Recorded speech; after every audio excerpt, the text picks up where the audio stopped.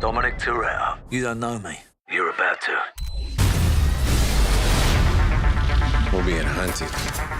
He'll come at you and your friends with everything he's got. I don't have friends. I got family.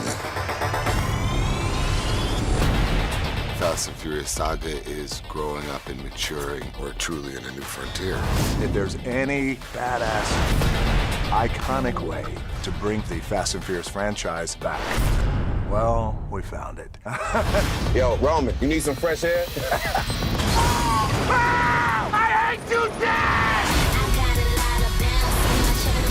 If a war is coming, we're gonna face him on the streets we know best. Daddy's gotta go to work. This movie's full of testosterone. This tastes crazy to a whole nother level. Number one goal was to satisfy the audience. Did you bring the cavalry? Woman, I am the cavalry. Let's do this. Make some noise for Paul Walker.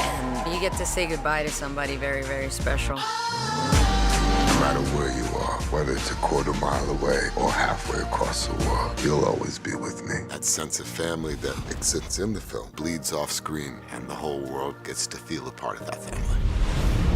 One last ride.